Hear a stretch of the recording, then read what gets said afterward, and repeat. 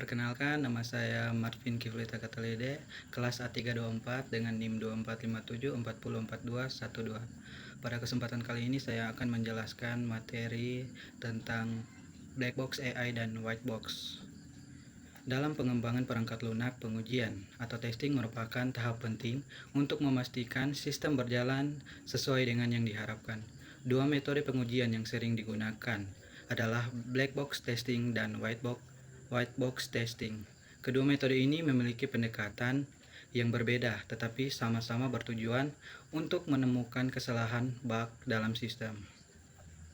Black box testing adalah metode pengujian perangkat lunak yang berfokus pada fungsi atau output sistem tanpa mengetahui atau melihat kode program di dalamnya.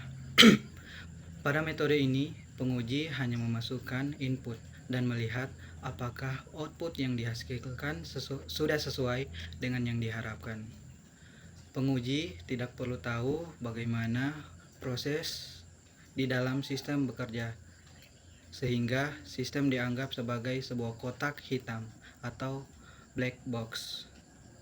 Contoh sederhananya, misalnya ada form login, di dalamnya ada input, username memasukkan admin, password memasukkan password yang ada misalnya 1234.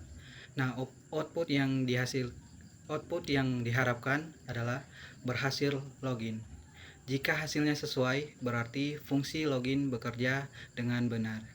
Dan jika tidak sesuai, berarti ada kesalahan dan itu perlu diperbaiki oleh programmer. Fokus utama black box yang pertama, apakah fungsi bekerja dengan benar? Dan fokus yang kedua adalah apakah input menghasilkan output yang sesuai? Dan yang ketiga, apakah ada error saat pengguna mengisi data yang salah? Dan termasuk pada berikutnya adalah tujuan dari black box testing. Tujuan dari black box testing adalah yang pertama, menguji fungsi utama aplikasi, dan yang kedua, menemukan kesalahan pada input atau output.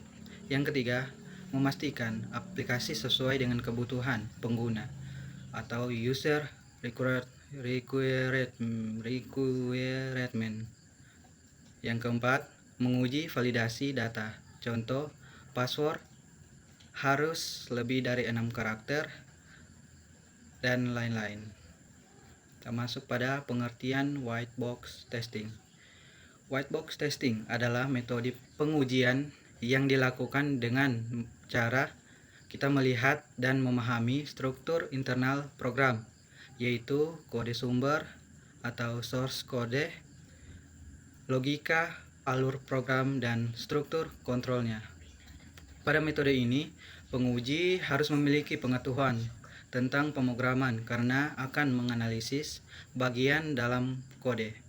Penguji tidak hanya melihat hasil, tetapi juga dia melihat bagaimana alur program bekerja, apakah setiap fungsi berjalan sesuai logika, dan apakah semua jalur dalam program sudah diuji.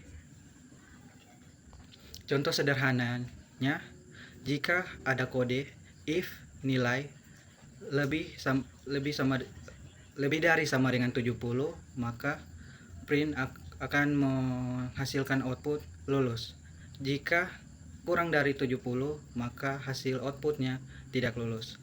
Nah, white box testing akan menguji jika nilai sama dengan 80, hasil keluar lulus, dan jika nilai 60 hasilnya harus keluar tidak lulus. Semua kemungkinan jalur if dan else harus diuji. Termasuk pada berikutnya adalah tujuan white box testing. Tujuan yang pertama adalah menguji logika program secara detail. Yang kedua, memastikan percabangan if dan else diuji. Yang ketiga, menemukan kesalahan pada algoritma. Dan yang keempat, menguji perulangan atau loop dan keputusan atau decision. Dengan kata lain, metode ini fokus ke yang pertama, bagian dalam atau struktur, program. Kita masuk pada berikutnya adalah perbedaan black box dan white box. Kita masuk pada yang berikutnya adalah perbedaan black box dan white box. Perbedaan utama black box dan white box. Kalau untuk black box ada pada cara pengujiannya. Black box hanya melihat dari luar tanpa mengetahui kode programnya. Sedangkan white box melihat dan menguji langsung kode programnya dan logikanya. Black box biasanya dilakukan oleh tester atau pengguna. Sedangkan white box dilakukan oleh programmer, contohnya seperti TV. Black box hanya mencoba menyalakan, sedangkan white box membongkar dan memeriksa bagian dalamnya. Kelebihan dan kekurangan. Kelebihan dari black box, yang pertama mudah dilakukan, yang kedua tidak perlu tahu coding, dan yang ketiga cocok untuk user testing. Untuk kekurangan dari black box, tidak tahu kesalahan di dalam kode. Yang kedua, tidak menguji semua jalur program.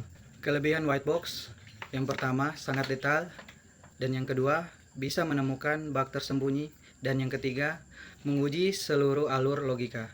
Untuk kekurangan dari white box, membutuhkan pengetahuan coding. Yang kedua lebih rumit dan memakan waktu yang sangat lama.